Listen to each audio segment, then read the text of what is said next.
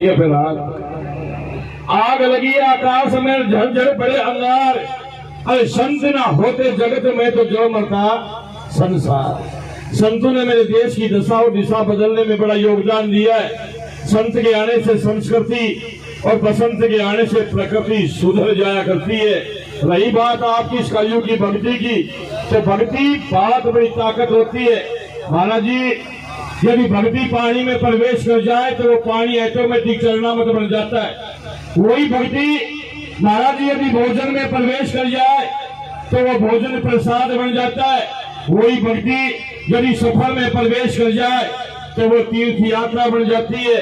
वही भक्ति यदि संगीत में प्रवेश कर जाए तो वो कीर्तन बन जाता है। और वही भक्ति यदि भूख में प्रवेश कर जाए तो वो व्रत बन जाता है। और वही भक्ति यदि किसी व्यक्ति में प्रवेश कर जाए तो वो बहुत बड़ा मानव बन जाता है। इस कलयुग में दो ही चीजें साथ जाएगी, जो महाराज जी बता रहे थे बीच बीच में बड़ी व्यंग्यात्मक बातें कि मैं तो साधु हुई कि तुम लोग भी कंवारे लोग देश को चला रहे। तो महाराज जी मैं बता दूं कि ज्यादा दिन कंवारा रहना खोटा नहीं है, और शादी के बाद में मुसीबतों का टोटा नहीं है। अरे शादी शुदा से पूछो क्या हो रही है, सच बताऊं इनकी आत्मा रो रही है। अरे महाराज जी आपके आशीर्वाद से शादी हो भी गई तो मैं सही कह रहा हूं, क्योंकि आपने तो शादी करवाने का टेंडर उठा रखा है। अगर शादी हो भी गई तो आज की जनरेशन को मैं अच्छी तरीके से जानता हूं। पहले ही महाराज जी ने अपनी वेदना व्यक्त की कि नशा नाश कर देगा तरसों के दाने दाने को, कटोरा हाथ में होगा ना देगा कोई खाने को। अगर शादी हो भी गई तो 6 महीने नहीं भुगत पाओगे, खुद अपनी धर्म पत्नी से कहोगे, क्योंकि आजकल का माहौल ही ऐसा है। अनुभव प्राप्त है मुझे, खुद अपनी धर्म पत्नी से 6 महीने बाद में कहोगे कि तू चंद्रमुखी में सूर्यमुखी, तू मुझसे दुखी मैं तुझसे दुखी। अरे छत के ऊपर चढ़ जा नीचे कूद पर, तू भी सुखी मैं भी सुखी।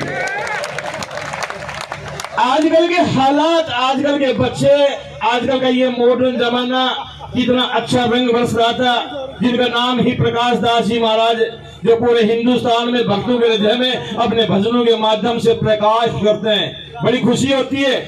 लेकिन कहते हैं संयुग के असर को देखते हुए गाना मत ना लेना अवतार अब इस कलयुग में, वरना हंसेगा तुझ पे ये जमाना। यहाँ चलती है डिस्को धुन, अरे कौन सुनेगा तेरी मुरली का तराना। ये वक्त का तगाजा है। और मैं तो कहता हूँ महाराज जी, दुनिया में किसी माई के लाल से डरने की जरूरत नहीं है। डरना है तो केवल 2 ही चीजों से डरना, एक तो इस समय से और एक मेरे उस भगवान से। इसके अलावा किसी से डरने की जरूरत नहीं है। समय भी बहुत बड़ा बलवान होता है। आपने देखा होगा भी रोज ना चर्चा चल रही है अतीक अहमद की, जिसकी फूंक से घास जला करती थी, जो चलता था तो हवाएं बदल जाया करती थी। लेकिन कहते हैं कि समय बड़ा बलवान होता है। अब तुम जैसे लोगों ने 1000 के 500 के नोट समय चलते गंगा जी में बहा दिए, ये समय था। थ्रेसर में कटवा दिए कुछ लोगों ने, ये समय था।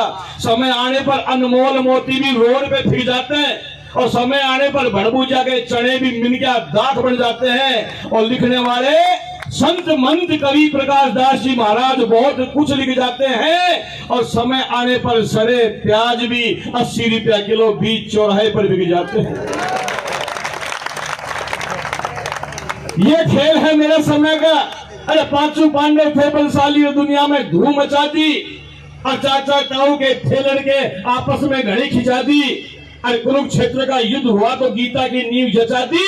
और उनकी गदा कोने में दही रह गई, उनकी नंगी बहू नचा दी। ये समय था, भी बड़े ताकतवर थे वो भी। इसलिए मैं तो कहता हूँ समय का ध्यान में रखना, और एक मेरे सुमाली को याद रखना। सही कहता हूँ बुजुर्गों, वैसे तो महाराज हमारे राजस्थान में बुजुर्ग होते ही नहीं ना। ये जो लोग अपने आप को बुजुर्ग समझते हैं, ये भूल है इनकी। ये बुजुर्ग नहीं है, ये भूतपूर्व नौजवान है। हाँ, इसलिए भूतपूर्व नौजवानों और वर्तमान नौजवानों, मैं तो बस यही कहना चाहता हूँ कि खाओगे तुम लोग तो तुम्हारा अंग चलेगा, सॉलिड बॉडी बनेगी। खाओगे तो, हाँ खाओगे तो अंग चलेगा, लिया दिया संग चलेगा। जैसे अभी झोड़ी जा रही थी तो हर आदमी ये इंटरेस्टेड था कि मेरे पास आए तो मैं मेरी शुभ कमाई में से कुछ भेंट करूं। कितना अच्छा लग रहा था, कितना अच्छा मनोरंजन दृश्य था।